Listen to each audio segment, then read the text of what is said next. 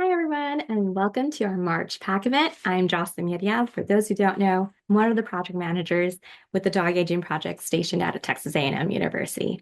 And before we get started on today's event, we have a few updates. And then if you haven't noticed, today's event has been pre-recorded.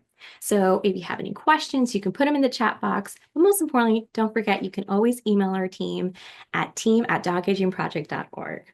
Now, let's get into those updates. And before I do that, I do need to share my screen, so bear with me. All right, welcome to our March Pack event. Here are our quick updates. So as you may have seen in our March newsletter, we do have some updates from our TRIAD cohort. So shout out to a little cohort. We do have a new publication you can check out.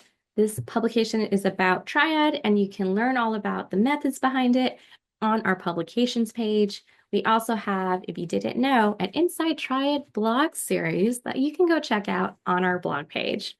And then lastly, whether you want to spread the word about TRIAD or our dog aging project study as a whole, we have resources. We have handouts, we have social media posts, graphics, flyers, what have you, all on our resources page.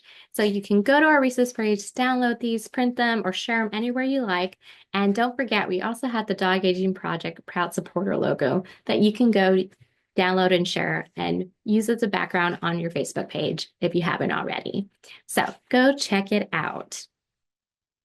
And then quick reminder, do not forget, coming in April, we have our measurement and mobility activities. So on this right, what you see right here is a nifty little handout that you can go print. We have this on our project resources page, and you can keep this on your fridge so you can be in the know of when our activities and surveys are coming out. Like we did, we just completed our 1, 2, 3 treat activity. So thank you everyone who completed that. We appreciate you. And then coming in April, we have our measurement and mobility activities. And just a reminder, if you're not able to do any of the activities, that's okay. You can opt in where you can. And what we consider the bread and butter of our study is our annual follow-up survey, where you get every year on your PAC anniversary. So that's the one that we consider super crucial, and everything else is a bonus. So if you can't complete these activities, it's okay. You opt in where you can. And then talking about the measurement and mobility activities, we have quite the resources. For those who need a refresher, you can always check out our FAQs. We have a blog post, and then we've actually done this 3 different PAC events explaining our measurement and mobility activities. So this first one up here, this March one that we did, I think in 2023. This one, I actually went over each activity, very thorough. So if you need a very thorough overview, go check out this series. It is on our YouTube channel. For those who want to deep dive into the measuring part of it, we did the June PAC event in 2022 on measuring changes. You can go check it out.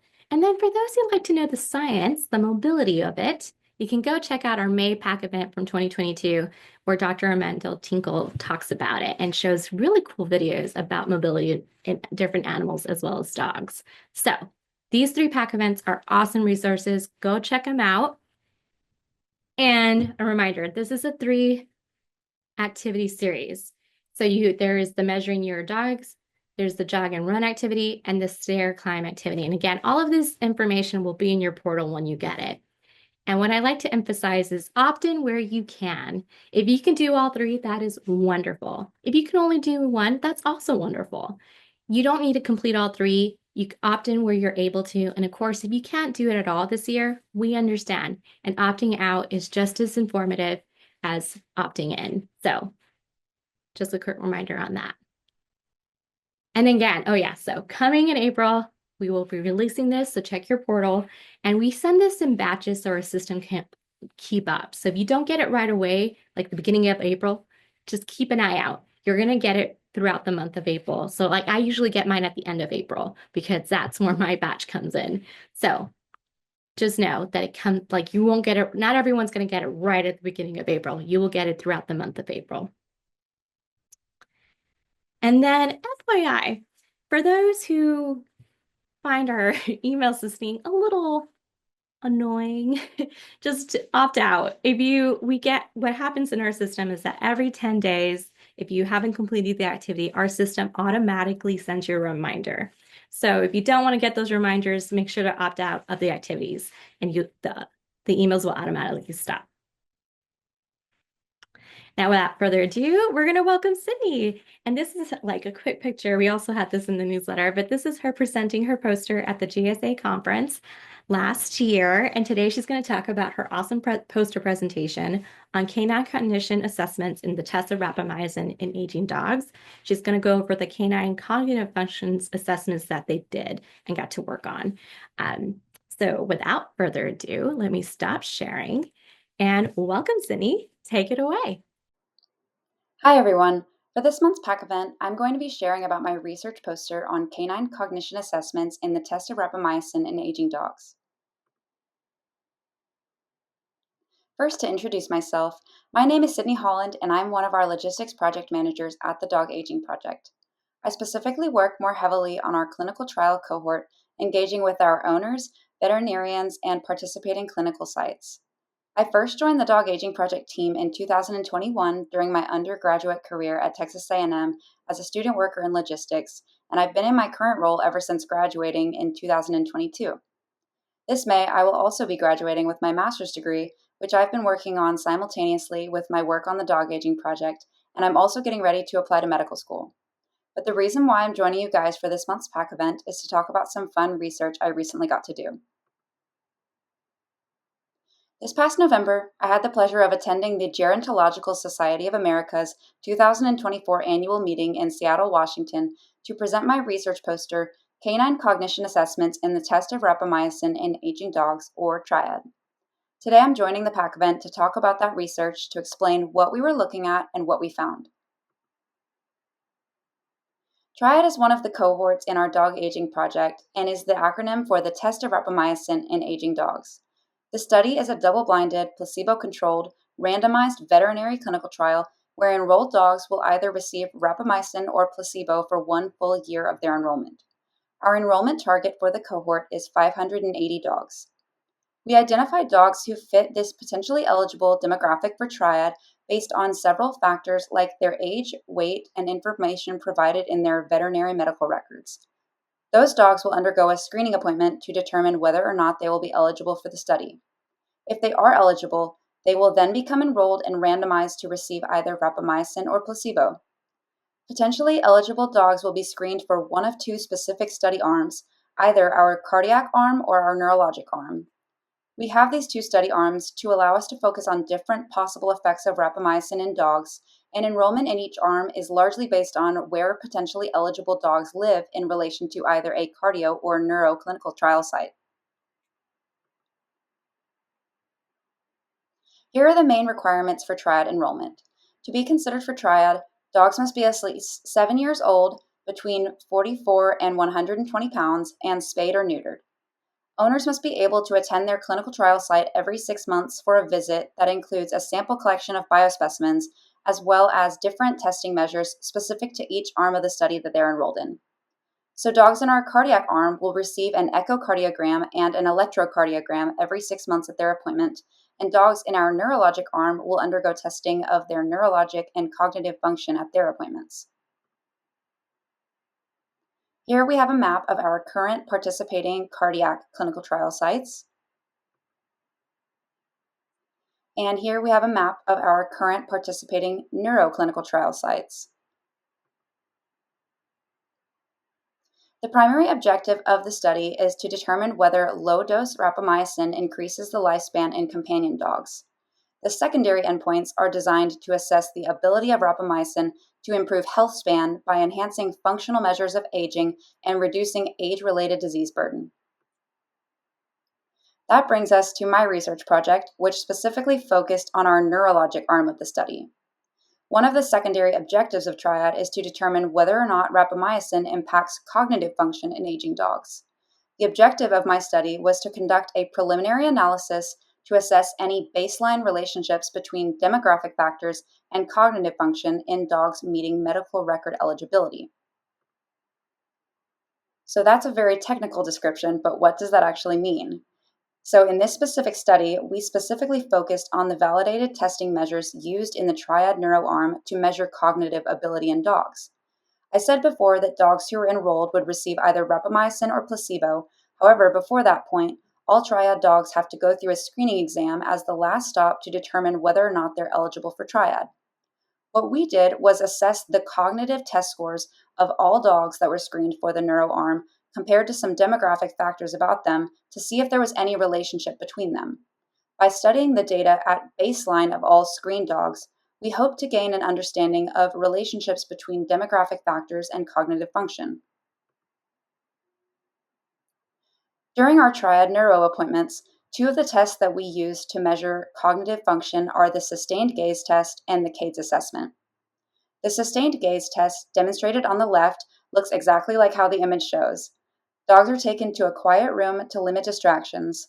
A doctor or technician holds a high-value treat in front of a camera, and we capture the number of seconds that a dog is able to hold their attention on the treat without breaking their gaze. We collect 5 valid tests per dog per appointment. The highest 3 are averaged for each dog. For the purposes of our poster, we averaged all 5 tests. Each test has a possible score of 1 to 60 seconds, and higher scores indicate a greater attention span, which is a portion of understanding a dog's cognitive function. The Canine DEmentia Scale, or CADES assessment, shown on the right, is a Likert-style questionnaire that owners complete every 6 months at the time of these appointments. Some examples of the questions on this assessment are: how often does your dog show a reduced ability to perform a previously learned task? Or how often you're noticing certain changes in their sleep or behavior at night, given the options of never, once per 6 months, once a month, 2 to 4 times a month, or several times each week.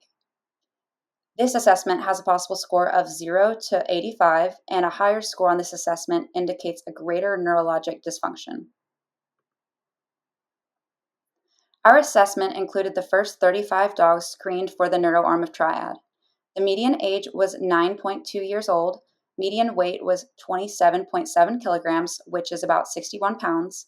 Sex was 60% female and 40% male.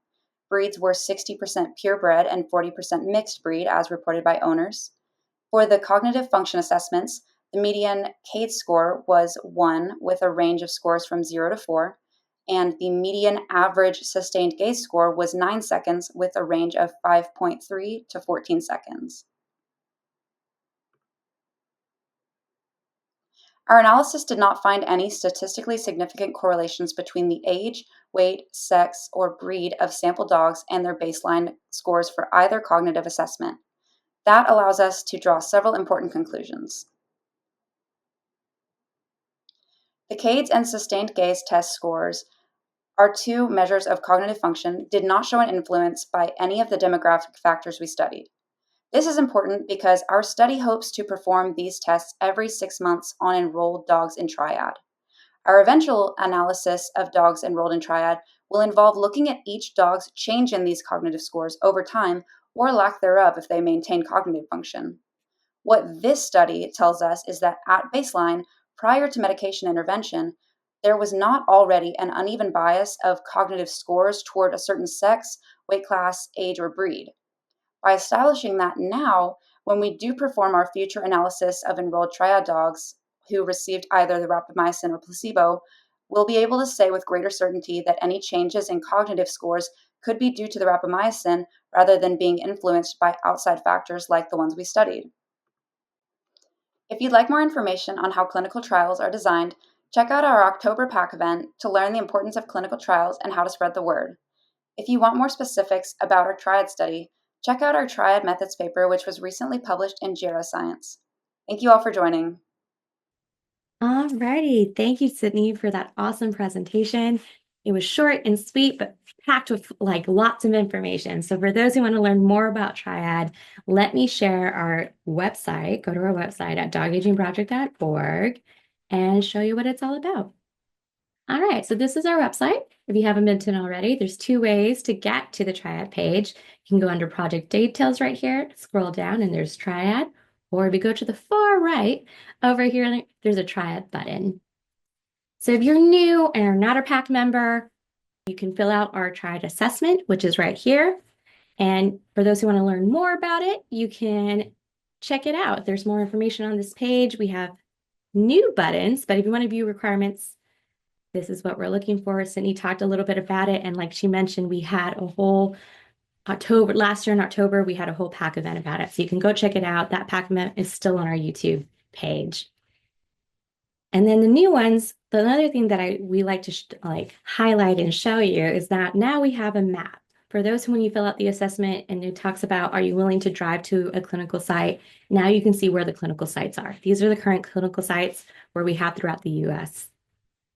And then the last button, for those who don't know anything about TRIAD, don't know how to, are not a PAC member again and would like to know more about it, here's a new infographic that we created of what to expect when participating in a TRIAD clinical trial.